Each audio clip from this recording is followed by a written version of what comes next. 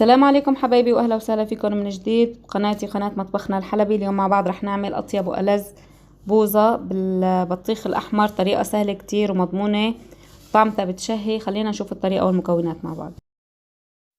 اول شي رح نفرم حزين من البطيخ الاحمر او الجبس، ونشيل منهم حبات البذر. رح نقطعهم قطع صغار بهالشكل لحتى ما يعزمونا وقت بدنا نفرمهم. رح نعبي العلبة بالبطيخ المفروم ونحطها بالفريزر لحتى تجمد تماما حوالي 7-8 ساعات، وإذا ما جمدت اتركوها أكتر لحتى تعطيكم نتيجة مضمونة. أنا نزلت أكتر من طريقة للآيس كريم، طرق سهلة ومضمونة 100% بإذن الله. رح أحط لكم الرابط بالوصف بقناتي.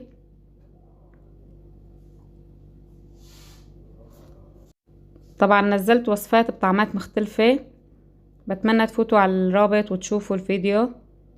هلا بعد ما نكمل تقطيع الجبس او فرم الجبس رح نحطه مثل ما قلنا، نغطي العلبة ونحطه بالفريزر لحتى يجمد تماما، وبعدين بنشوفه مع بعض.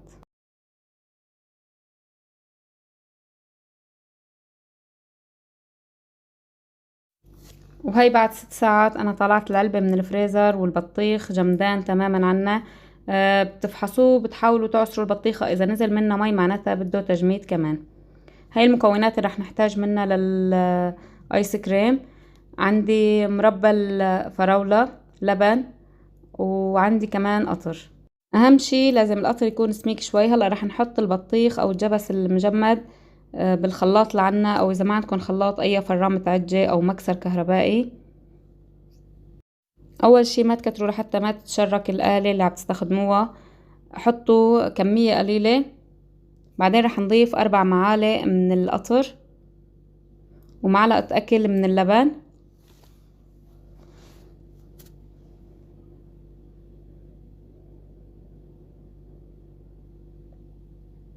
وبعدين رح نضيف معلقة من مربى الفريز او مربى الفراولة، بيعطي لون جميل وطعمه طيب كتير. وهلأ رح نفرمهم شوي لحتى تتخلط معنا المكونات اللي حطيناها بالخلاط. بعدين رح نضيف بقية كمية الجبس المجمد او البطيخ المجمد.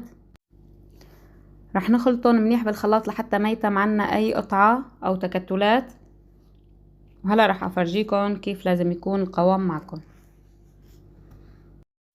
وهي بعد ما خلصناه خلط حبايبي، هي قوامه هيك صار عنا ولونه بشهي. رح نعبيه بالعلبة ونرجع نحطه بالفريزر لمدة ليلة كاملة اذا بتقدروا. اذا ما بتقدروا حوالي 4-5 ساعات. هلا رح نغطيه ونحطه بالفريزر وبعدين نرجع لكم بالنتيجة النهائية ان شاء الله. تركته حبايبي ليلة كاملة بالفريزر. هي تاني نهار هي النتيجة، جمد عنا الايس كريم. طبعا قبل ما تقدموه اتركوه حوالي 5 دقايق بس لحتى يفك منه البوظ شوي. شايفين شكله بشهي وطعمته كتير كتير طيبة، ومثل ما شفتوا مكوناته كتير اقتصادية ومتوفرة بكل بيت. بتمنى حبايبي يكون عجبتكم الوصفة، واذا عجبتكم الوصفة ما تنسوا تعملوا لايك للفيديو وتشتركوا بقناتي وتفعلوا زر الجرس لحتى يوصلكم كل شي جديد. وما تنسوا تعملوا مشاركة لرفقاتكم عشاق البوظة.